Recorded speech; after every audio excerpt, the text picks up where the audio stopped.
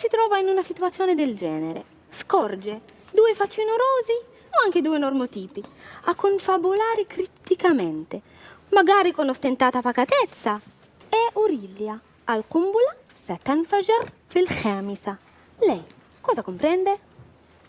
Veramente non ho compreso la parte in italiano, quella della stendata pagatezza, perché tutti geni, siamo tutti geni qua, è vero, eh? Ma perché Checco Zalone ci fa ridere così tanto? In vista dell'uscita di Buen Camino ho voluto provare a rispondere a una domanda semplice ma non banale. Qual è il meccanismo segreto del successo di Checco Zalone? Ma che cazzo me ne frega mai? Non parleremo di incassi o record, ma di qualcosa di più profondo, del modo in cui Zalone ci fa ridere e del perché quella risata ci piace così tanto. Per capirlo dobbiamo partire dall'inizio, da come nasce il personaggio. Checco Zalone non nasce al cinema, il personaggio prende forma, prima, tra televisioni locali come Telenorba. Dico io, lo può dire. Buchigno rigato. E poi con la proda Zeligoff nel 2005.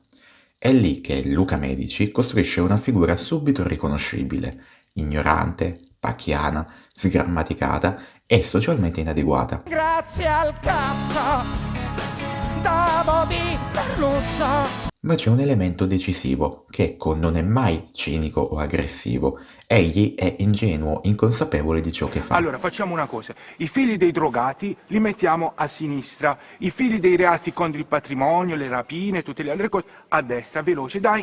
Ed è proprio questa ingenuità che rende il personaggio immediatamente accettabile e popolare. Non lo odi, al massimo lo compatisci e intanto ridi. Un momento chiave arriva nel 2006 con la canzone Siamo una squadra fortissimi, scritta per i mondiali e poi vinti dall'Italia. Il brano, quasi per scherzo, passa a Radio DJ e diventa un tormentone nazionale. Qui si vede chiaramente un tratto fondamentale del personaggio, la musica. Sino con cazzo che vinciamo i mondiali, siamo una squadra furbissimi. Infatti la musica in Zalone non è solo una parentesi, è spesso il momento in cui il personaggio si rivela davvero, dice cose assurde, politicamente scorrette, ingenue, ma le dice cantando, alleggerendo la serietà. È un modo perfetto per far arrivare messaggi scomodi sotto forma di tormentone. E infatti molte scene musicali sono quelle che restano di più. Guarda tu, più sono racchie e più fanno le baldracchie. Checco inizia come comico musicista tra parodie di brani famosi e pezzi originali. Dunque, prima ancora del cinema, Checco è già un personaggio familiare al pubblico. Ed è a questo punto, nel 2008-2009, che entra in scena Pietro Valsecchi, fondatore di Tau 2, che intuisce il potenziale del personaggio e propone di portarlo al cinema. Nel 2009 arriva Cado dalle nubi ed è importante sottolinearlo. Questo film non crea Checco Zalone, ma lo espone a un pubblico più ampio. La spingo io la carrozzella, Angela! Ma cosa vuoi da me? Se anziché caffè!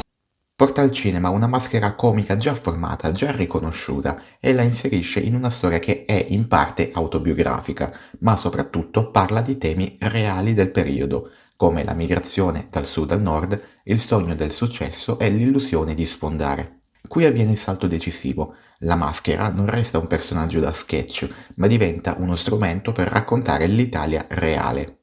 E da qui nasce davvero il fenomeno Checco Zalone, e gli incassi dei film successivi lo confermano. I testi, musiche, Immensamente Angela, Angela al tramonto. Guarda tu sta zoccola. sempre Angelo. In fondo però Zalone non nasce dal nulla, si inserisce in una tradizione precisa del cinema italiano, quella delle grandi maschere comiche.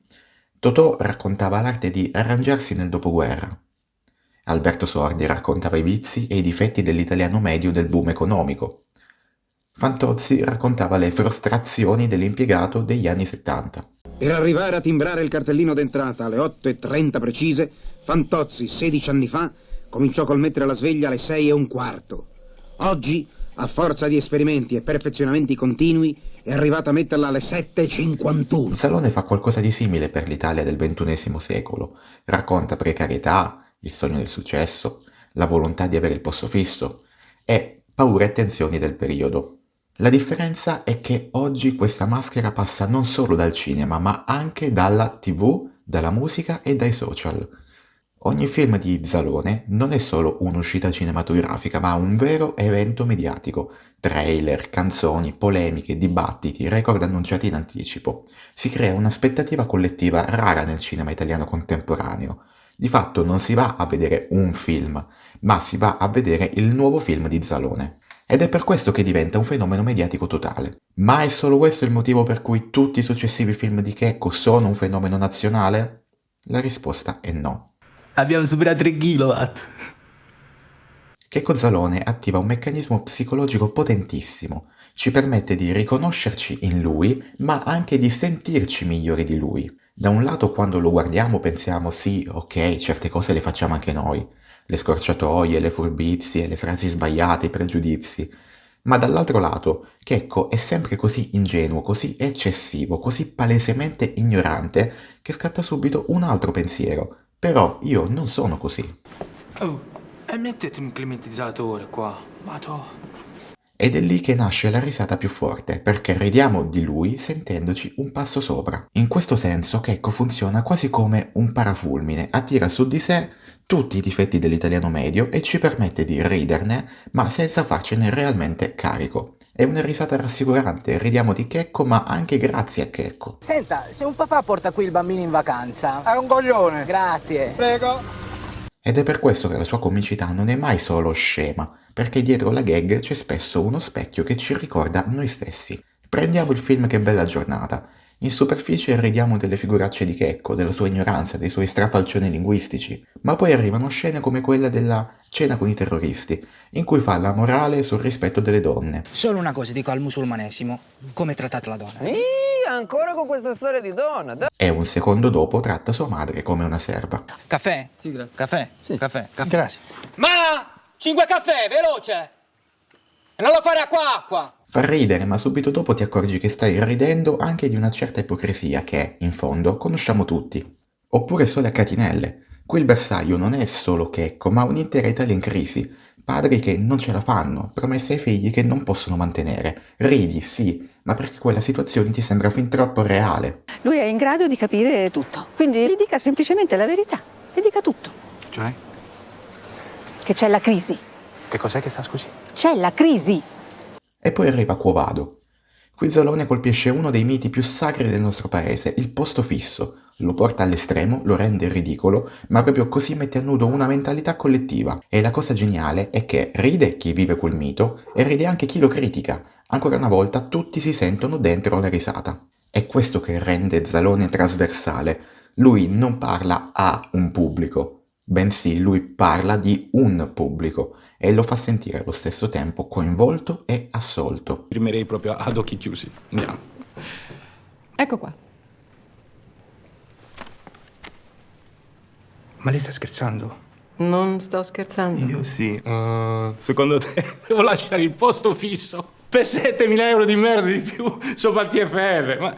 Ma è del mestiere questo, no? A questo punto viene spontaneo chiedersi, ma perché proprio Zalone? Perché negli stessi anni il cinema italiano è pieno di commedie, ma nessuna diventa un fenomeno come le sue? I cinepanettoni, per esempio, puntavano su una comicità evasiva, far ridere senza guardare troppo in faccia la realtà. Funzionavano, ma non parlavano davvero del paese. Altre commedie, magari più civili o d'autore, parlano sì della realtà, ma a un pubblico più ristretto. Zalone invece riesce a tenere insieme entrambe le cose. È popolarissimo, ma parla di temi riconoscibili, senza mai far sentire lo spettatore giudicato. Facciamo passare avanti, perché noi non siamo civili, signora, ma siamo educati, signora. Siamo educati.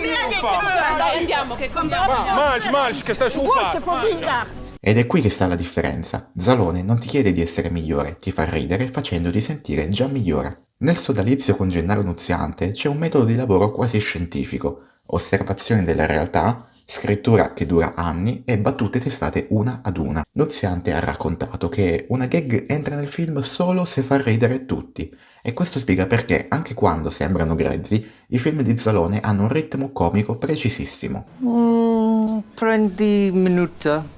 Io invece la facevo bollire, penso che è stronzo. Cosa fa? Ah, fangula assorta, vai! Tranquillo! Ma cosa fa? Non si scrive l'Italia in vano! Vichingo! Sei un vichingo! Un punto di svolta nel personaggio di Checco Zalone lo abbiamo con Tolo Tolo. Per la prima volta qui Zalone rompe il sodalizio con Gennaro Nunziante e si mette lui stesso dietro la macchina da presa. E soprattutto cambia prospettiva. Non osserva più l'immigrazione dall'Italia, ma diventa lui stesso un migrante che fugge verso l'Africa. La maschera comica rimane, ma è meno ingenua, più consapevole. Gli strafalcioni linguistici diminuiscono e quelli che ci sono a volte sembrano anche forzati. Scoppiata la bombola? Questo spiazza una parte del pubblico, infatti Tolo Tolo divide molto di più degli altri film. Ma proprio qui sta il punto. Zalone accetta di mettere in crisi la propria formula, di rischiare, di non limitarsi a ripetere ciò che funziona. E questo ci dice una cosa importante: il suo non è solo un successo commerciale, ma un fenomeno che prova a rimanere vivo, adattandosi a un presente che cambia, senza la necessità di fare la commedia annuale che sa di già visto. Sta male, dai, sta male, obiettivamente. Più 39 l'Italia? E allora torniamo alla domanda iniziale: perché Checco Zalone è diventato un fenomeno? Provo a dare la mia risposta. Perché la sua maschera comica ci permette una doppia operazione: riconoscerci in certi difetti italiani, ma senza dovercene davvero fare carico. Ridiamo di Checco per assolverci, per sentirci migliori di lui. È una risata che consola, che rassicura, ma che a volte, sotto sotto, ci mette anche un po' a disagio.